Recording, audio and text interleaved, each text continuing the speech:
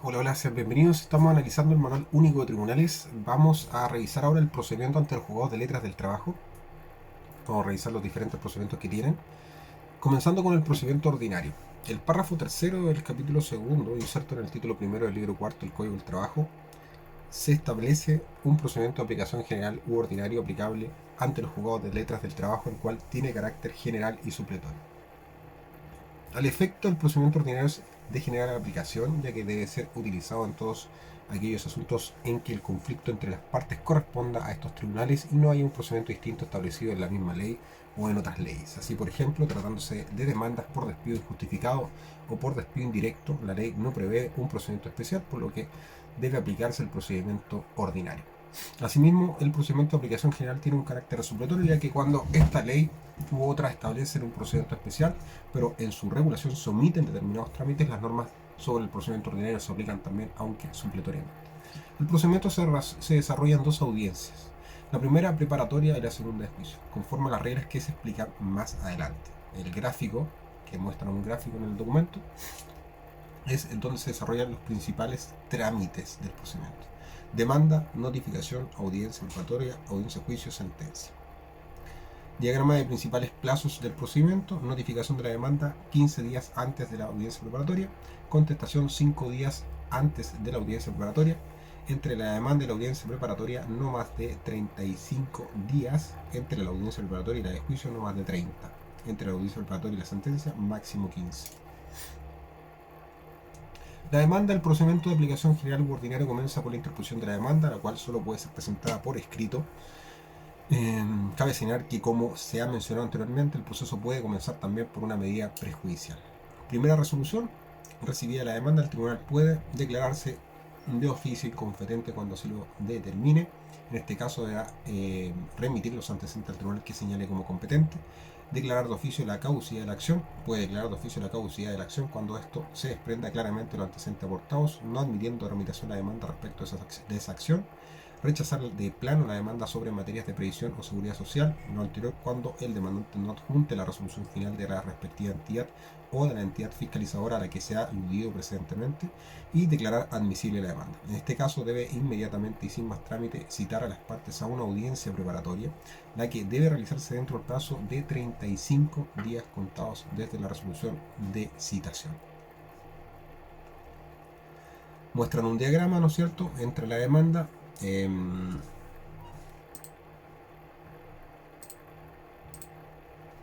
demanda escrita, se autoriza a poder el examen de admisibilidad, la resolución da traslado y fija la audiencia preparatoria, ¿no es cierto?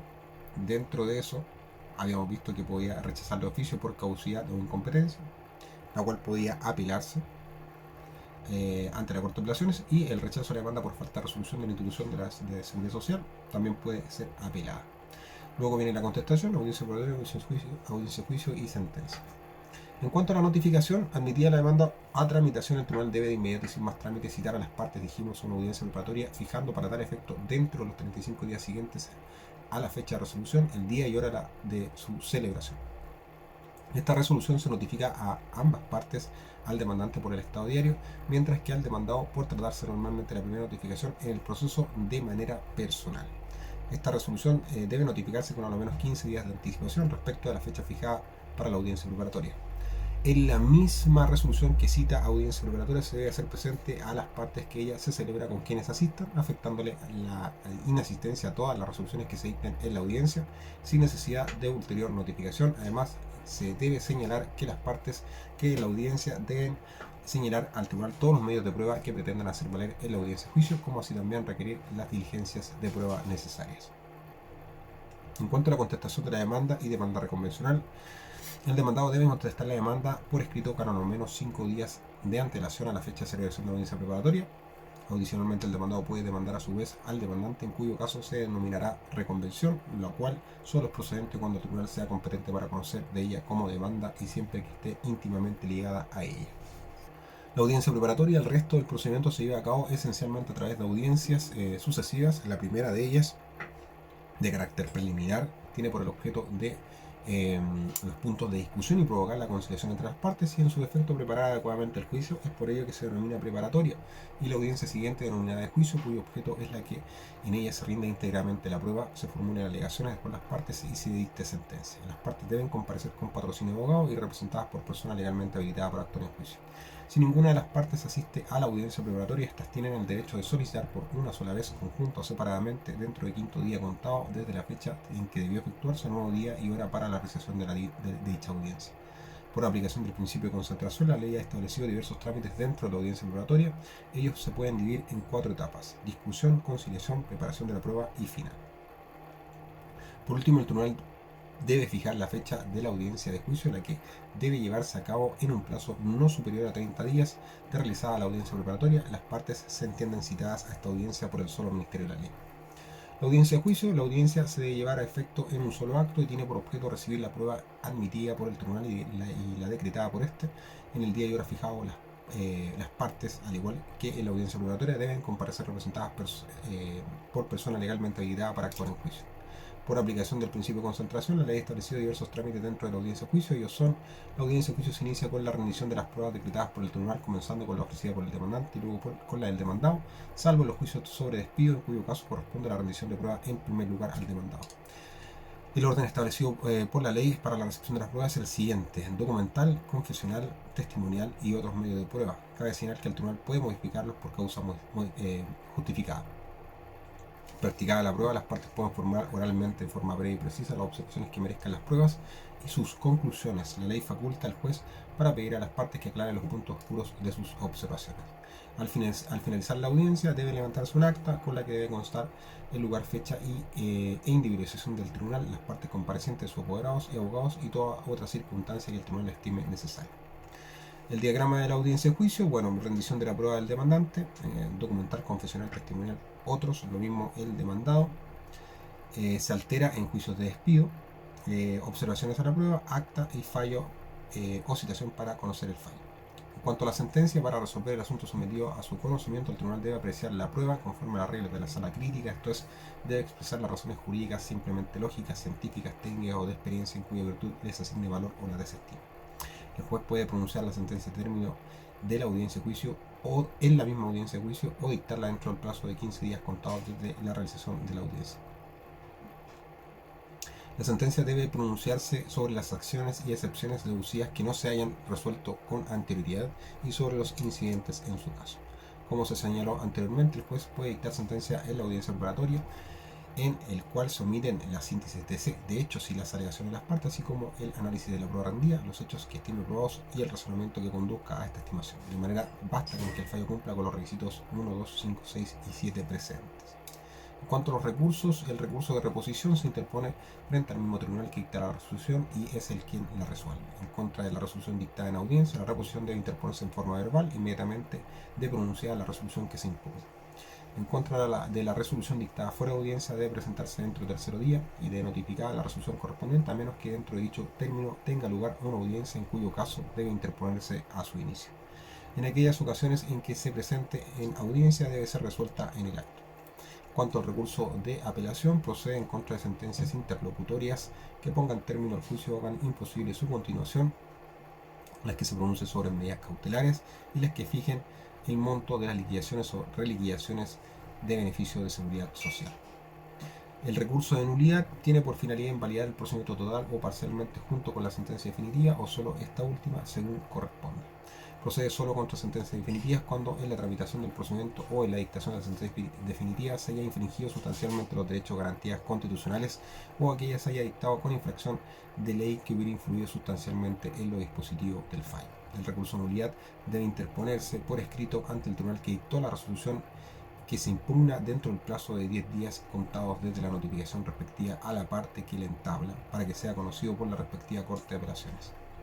Debe expresar el vicio que se reclama, la infracción de garantías constitucionales o de la ley que adolece, según corresponda, y en este caso además señalar de qué modo dichas infracciones de ley influyen sustancialmente en los dispositivos del fallo.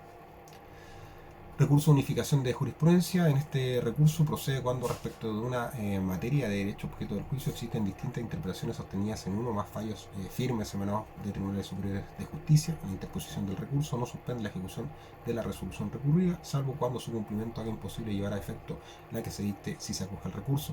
La parte vencida puede exigir que no se lleve a efecto la resolución mientras la parte vencedora no rinda garantía suficiente a satisfacción de la Corte correspondiente, pero debe ejercer este derecho conjuntamente con la interposición del recurso y en solicitud separada. La Corte correspondiente, al declarar admisible el recurso, debe pronunciarse de plano sobre la petición antes señalada. En contra de tal resolución no procede recurso alguno. En cuanto a la tramitación del recurso, cabe señalar que este debe interponerse ante la Corte de Apelaciones correspondiente en el plazo de 15 días desde la notificación de la sentencia que se recurre para que sea conocido por la Corte Suprema. La Sala Especializada de la Corte Suprema solo puede declarar inadmisible el recurso por la unanimidad de sus miembros mediante resolución fundada si no se cumplió en el plazo para su interposición y carece de fundamento en las causales invocadas. Dicha resolución solo puede ser objeto de recurso de reposición dentro de 500 días. El fallo que se pronuncie sobre el recurso solo tiene efecto respecto de la causa respectiva y en ningún caso afecta a las situaciones jurídicas fijadas en sentencias que le sirven de antecedente. En cuanto a los procedimientos de cumplimiento de la sentencia y la ejecución de los títulos ejecutivos laborales, a los efectos de obtener el cumplimiento de las sentencias y la ejecución de los títulos ejecutivos laborales, la ley estableció un procedimiento que se verifica ante los juzgados de cobranza laboral y previsional. Cabe señalar respecto de los juicios en que se demanda el cumplimiento de las obligaciones que emanen de títulos a los cuales las leyes laborales y de previsión de seguridad social otorguen mérito ejecutivo y especialmente la ejecución de todos los títulos ejecutivos regidos por la 17.322 relativa a cobranza judicial de imposiciones, aportes y multas de institutos de previsión son de competencia de los juzgados de cobranza laboral y previsional. Es competente para conocer de estos procedimientos el juzgado de cobranza laboral y previsional en aquellos territorios donde fueron establecidos por ley. En cambio, donde no existe un tribunal de esta naturaleza, es competente para conocer del procedimiento el juzgado de letras del trabajo correspondiente o el juzgado de letras de competencia común. Un diagrama del procedimiento ejecutivo laborales: ingresa la demanda, se acredita poder, se despacha mandamiento, notificación de demanda y requerimiento de pago al embargo, se oponen excepciones o no se oponen excepciones.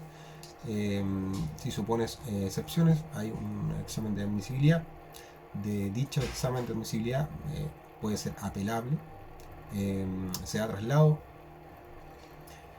se fijan hechos de prueba en caso de que se necesiten probar, digamos, las excepciones, la prueba, observación de la prueba, certificación, sentencia, notificación y se dicte.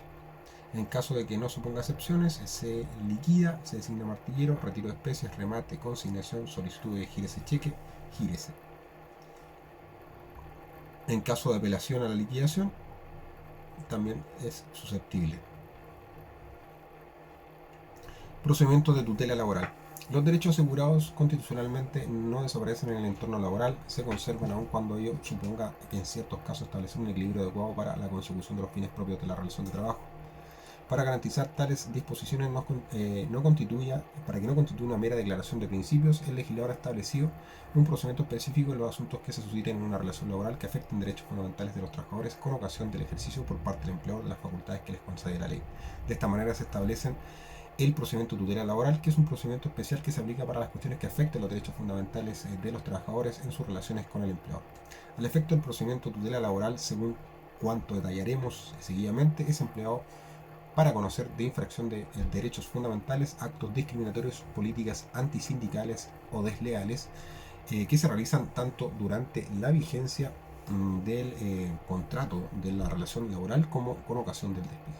De esta manera, el procedimiento de tutela laboral tiene por objeto conocer y resolver asuntos que se susciten en una relación laboral que afecten ciertos derechos fundamentales de los trabajadores, siendo incompatible con el recurso de protección. Derechos fundamentales protegidos. Respecto de la infracción a derechos fundamentales, la ley especifica cuáles son las garantías amparadas por este procedimiento. 485 del Código del Trabajo. En este sentido, este procedimiento queda limitado a la tutela de los siguientes derechos fundamentales. Letra A: derecho a la vida y a la integridad física y psíquica, 19 número 1, inciso primero de la Constitución, siempre que la vulneración sea consecuencia directa de actos ocurridos en la relación laboral. Letra B: respeto y protección a la vida privada y a la honra de la persona y su familia, 19 número 4.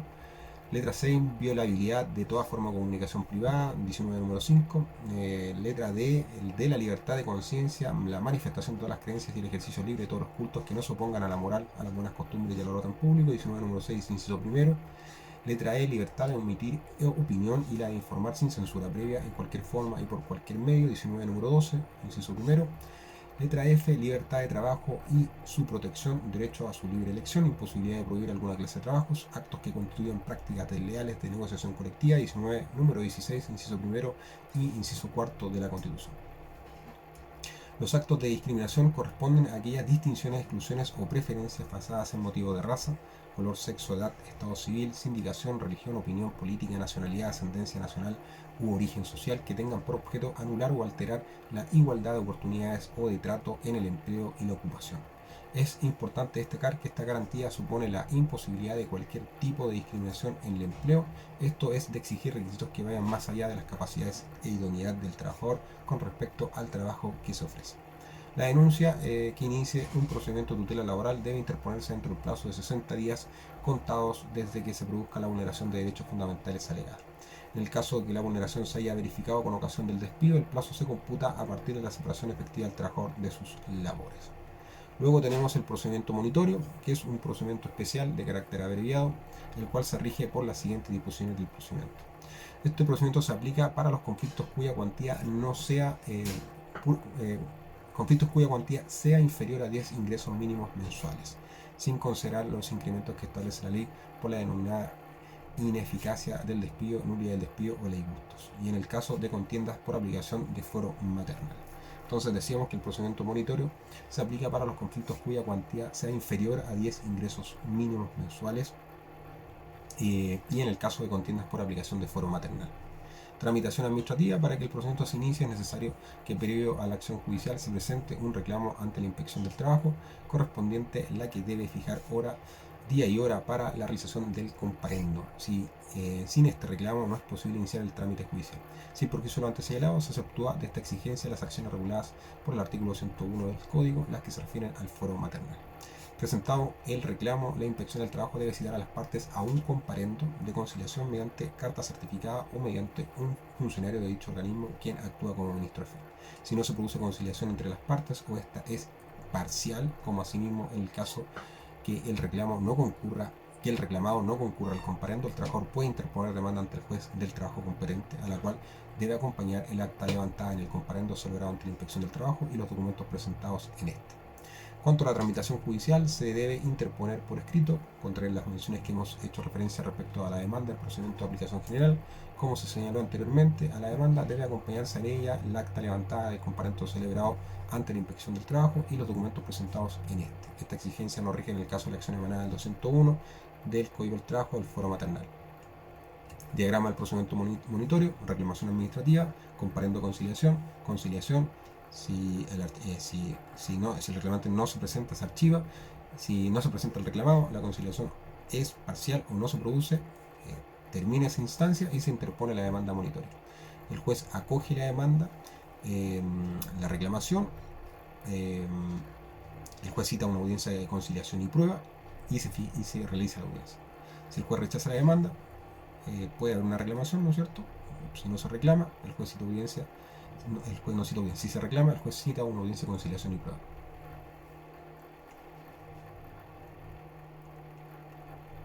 Eso es con respecto al procedimiento monitorio.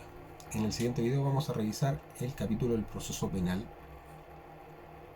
con las diferentes competencias de los tribunales penales.